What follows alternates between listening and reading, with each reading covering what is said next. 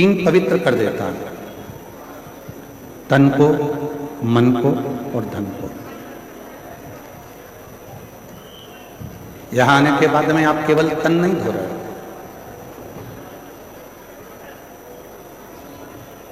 यहां पहुंचने के बाद केवल तन नहीं धोया जा रहा है, यहां आने के बाद में मन भी धोया जा रहा है और धन की शुद्धि भी हो रही है। स्पीकरों को बढ़ाइए, स्पीकरों को, जिससे उधर भी कोने में आवाज सभी जगह पहुंचे। स्पीकर की आवाज कम है। हाँ तो देखो उसको, क्यों नहीं आवाज जा। तन, मन और धन की पवित्रता कहीं पर है तो वो त्रिवेणी के संगम पर, इस प्रयागराज की भूमि पर है, जहां व्यक्ति भक्ति को भी प्राप्त करता है,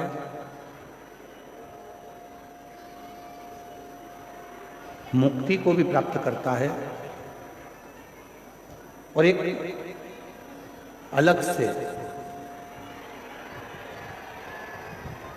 एक तेज पुंज, एक शक्ति। शंभू, आशीष इधर बोलो, सब लोग परेशान हो रहे हैं। इधर अंदर का साउंड क्यों नहीं खुल रहा, कारण क्या है?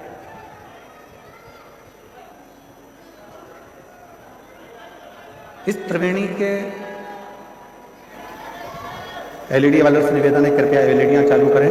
प्रांगण की जितनी एलईडी लगी हैं सब चालू करें बीच बीच में। और साउंड वाले भैया थोड़ा साउंड का खोल के रखो। त्रिवेणी का तट एक अलग से ऊर्जा प्रदान करता है। त्रिवेणी का तट एक अलग से बल प्रदान करता है। और हम फिर निवेदन करेंगे कि सारी दुनिया में आप शिव महापुराण की कथा को श्रवण करते हो और यदि त्रिवेणी के घाट पर बैठकर ये कथा सुनते हो तो तीन चीजें तो मेरा त्रिगुणाकार, त्रिकालदर्शी, त्रिनेत्रधारी, त्रिपुंडधारी, त्रिशूलधारी और त्रिनेत्रधारी भगवान आपको दे ही देगा। बोल बम का नारा है, सारी समस्या का हल श्री शिवाय। त्रिवेणी के संगम पर त्रिकालदर्शी, त्रिनेत्रधारी, त्रिपुंडधारी, त्रिशूलधारी, त्रिलोकी के नाथ देवाधिदेव महादेव की कथा सुनकर हम भी यहां से तीन चीजें लेकर जाएंगे। एक लेकर जाएंगे मन की शांति, दूसरे नंबर पर लेकर जाएंगे हम मन की शीतलता और तीसरे नंबर पर लेकर जाएंगे हम अच्छे विचार, अच्छी सोच, अच्छी बुद्धि।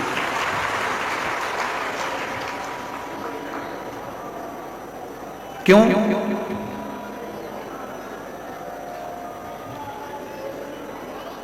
आपकी जेब में जो पैसा रखा हुआ है उसके बहुत सारे बाटेदार हैं।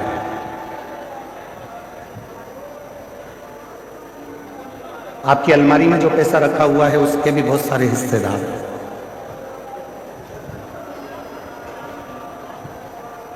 आपके बैंक में जो पैसा रखा हुआ है उसके भी बहुत सारे हिस्सेदार हैं। आपका प्लाट है उसके भी बहुत सारे हिस्सेदार हैं। आपका मकान है उसके भी बहुत सारे हिस्सेदार हैं। आपकी जमीन के, आपकी प्रॉपर्टी के, आपके धन के,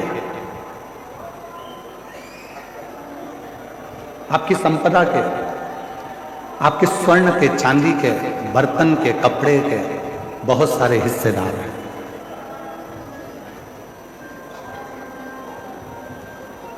जितना भी आपके पास में धन है उसके ढेरों हिस्सेदार होंगे, पर एक धन हमारा खुद का होता है जिसका कोई हिस्सेदार नहीं।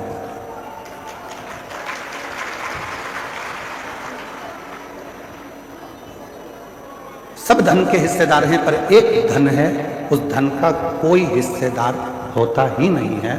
वो धन है आपका दुख, आपकी तकलीफ। आपका कष्ट, आपकी बीमारी, आपका रोग, वो धन एक ऐसा धन है जिसका कोई भी हिस्सेदार नहीं बनता। हम आपसे पूछें, प्रयागराज में आई हुई मेरी जीजियों से, मेरे जीजाओं से, मेरी बेटियों से, बेटाओं से, मेरे बुजुर्ग माँ बाप से मैं एक प्रश्न करूं, आपकी कमर में दर्द होता है तो उसका कोई हिस्सेदार होता है क्या? आपके सिर में दर्द होता है तो उसका कोई हिस्सेदार होता है क्या? आपके पलंग के तकिए के नीचे अगर कोई 500 के नोट की गड्डी रखी है तो उसके बहुत सारे हिस्सेदार हैं।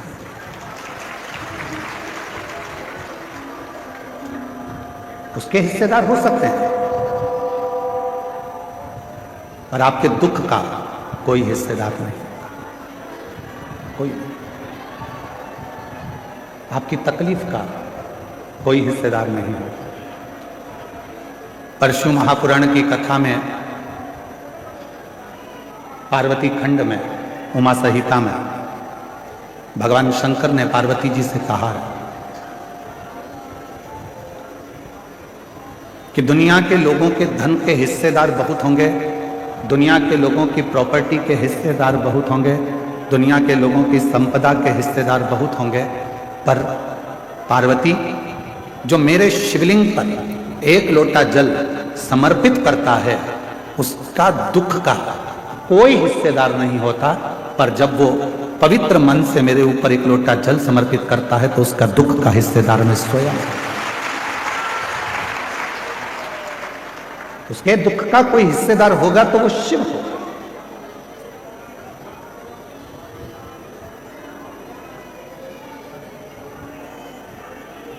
आवाज नहीं जा रही है, वहां से माताएं चिल्ला रही हैं, आशीष वहां साइड पर। उनके दुख का हिस्सेदार मैं स्वयं हूं।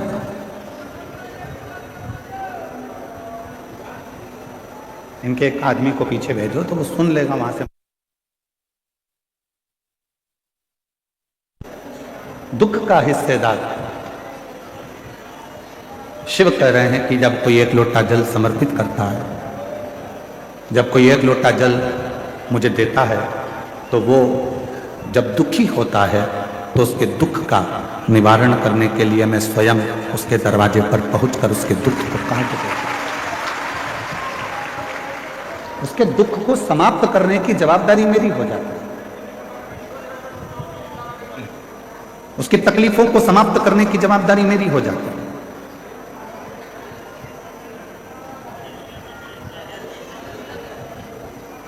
और मेरा तू ही तो हमदर्द है, जिसे हर दर्द कहता हूँ। मेरा तू ही तो हमदर्द है, जिसे हर दर्द कहता हूँ। दुनिया के आगे प्रभु चुपचाप में रहता हूँ। दुनिया के आगे प्रभु चुपचाप में रहता हूँ। मेरा तू ही तो हमदर्द है, जिसे हर दर्द कहता हूँ। मेरा तू ही तो हमदर्द है, जिसे हर दर्द कहता हूँ। शिव से कहीं ऐसी कोई बात नहीं है जो तुम्हारी कट गई। शिव जी से करी हुई प्रार्थना ऐसी कोई नहीं है जो तुम्हारी प्रार्थना को शिव स्वीकार ना करे, शंकर स्वीकार ना करे।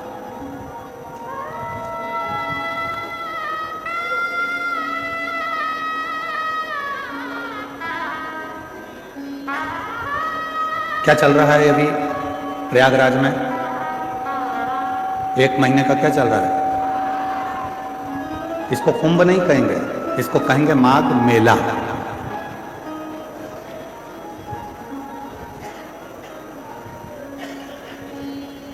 रामचरितमानस में भी इसका वर्णन है। संत आते हैं, निवास करते हैं, 1 महीना रुककर सत्संग करते हैं और फिर चले जाते हैं। आप क्या करने आए हो? 2 तरह के संत होते हैं, एक ठेठ का, दूसरा पेट का। जो ठेठ का संत होता है वो एकांत में छिपकर भगवान का भजन करता है, और जो पेट का संत होता है वो छपाकर, खाकर अपना गुणगान करता है। 2 तरह के संत।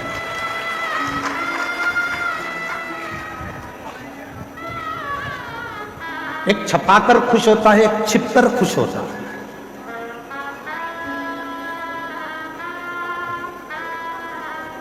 ठेठ का जो संत होता है, जो ठेठ का संत है, वो एकांत में बैठेगा, एकांत में भोजन करेगा, एकांत में भजन करेगा, एकांत में भगवान की भक्ति करेगा। इसलिए जितने कल्पवासी हैं जो यहाँ कल्पवास करने के लिए आए हैं, वो ये नहीं देखते कि मेरे कमरे में, जिस टेंट में मैं रह रही हूँ, उस टेंट में हीटर लगा है कि नहीं लगा। जो कल्पवास करने वाले हैं वो ये नहीं देखते कि मेरे टेंट के अंदर अच्छी व्यवस्था है कि नहीं। जो कल्पवास करने वाले हैं वो ये देखते हैं, वो ये भी नहीं देखते कि मेरा टेंट बिल्कुल रोड के किनारे है कि नहीं। जो कल्पवासी होते हैं वो कोने में, एकांत में छुपकर अपना तंबू लगाकर उसमें बैठकर राम नाम, कृष्ण नाम, शिव नाम भजते हैं, छिपकर रहते हैं, छपाकर नहीं, सामने आकर नहीं। क्यों हमारे शास्त्रों में कहा गया कि संत, साधु, गुरुजन, तपस्वी जन, साधु, सन्यासी, तपस्वी जन जंगल में जाते थे, वन में जाते थे, तपस्या करते थे, वन में जाकर छिपकर बैठ जाते थे, तप करते थे। जहां कोई ना आए वहां संत जाकर, साधु जाकर, गुरुजन जाकर, तपस्वी जन जाकर साधना करते थे, तप करते थे, साधना करते थे। तो क्या पहले के संत शहर में जाकर तप नहीं कर सकते थे जिससे लोग हमको देखें?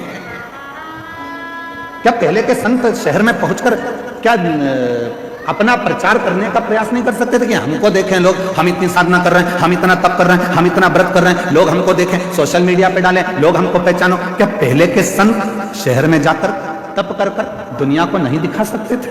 पर उनको मालूम है, छपाकर सामने आकर यदि भगवान को पाने का प्रयास करूंगा तो मेरा भोले भंडारी कभी नहीं मिलेगा। छिपकर, एकांत में बैठकर, चुपचाप से जाकर 1 लोटा जल चढ़ाकर अपने जीवन को सार्थक कर लूंगा तो मेरा कुबेर भंडारी मिल जाएगा, शिव मिल जाएगा।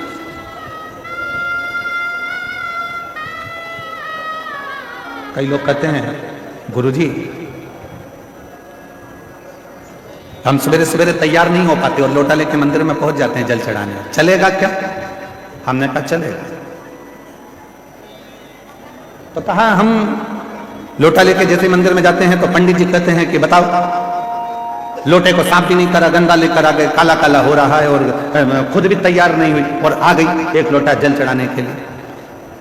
तो हमारा निवेदन है, हाथ जोड़कर कह देना, मैं कितनी भी तैयार हो जाऊं, मेरा भोले बाबा मेरे ऊपर के रूप को नहीं देखता, मेरा भोले बाबा तो मेरा मन देखता।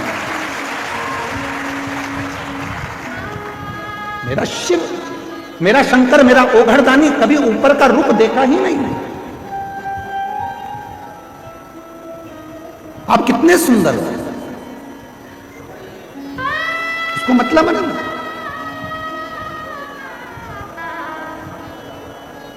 वो नहीं देखेगा।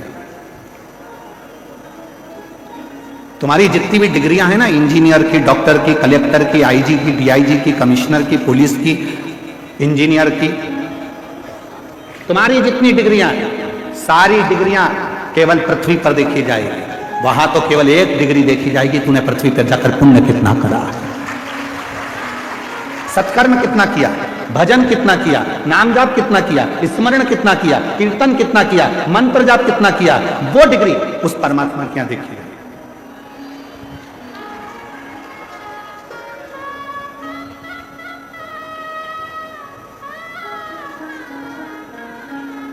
हम ईमानदारी की बात बोले, हम सतुआ बाबा के यहाँ कथा करने क्यों आते हैं? हम 1 बार कथा करने आते और हम पक्का है दूसरी बार नहीं आते। पर आज ये कथा करने के लिए माघ मेले में हम शायद दूसरी तीन एक बार महाराज जी, तीसरी बार हमारा आना हो गया। आपको मालूम है हम क्यों आते हैं, किस लिए आते हैं? हमारा आने का केवल एक कारण है कि यहाँ किसी के बैठने के लिए पास का सिस्टम नहीं चलता। यहाँ तो जो आया वो बैठ गया।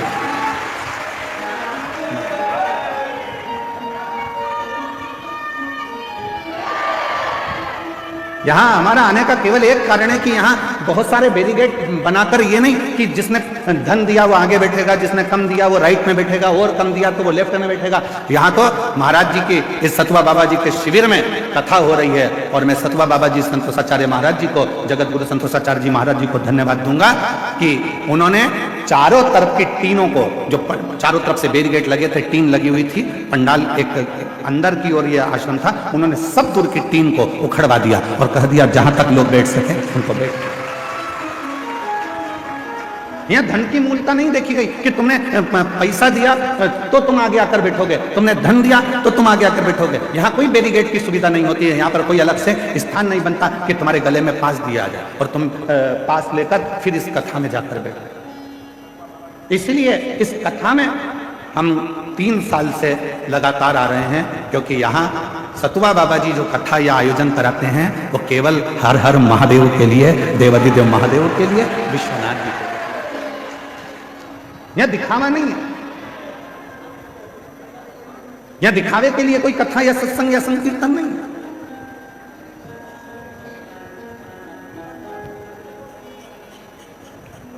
यहां तो केवल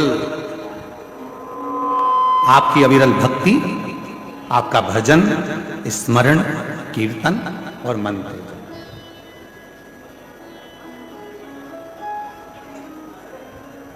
केवल आपका भजन, कीर्तन और मंत्र आप करो। 5 दिन आप और हम हैं, निवेदन है इन 5 दिन में सतुआ बाबा जी के शिविर में आप जितनी देर बैठकर भजन कर सकते हैं उतना भजन करें। त्रिवेणी के संगम पर बैठकर जितना स्मरण कर सकते हैं करें। त्रिवेणी जितना करना।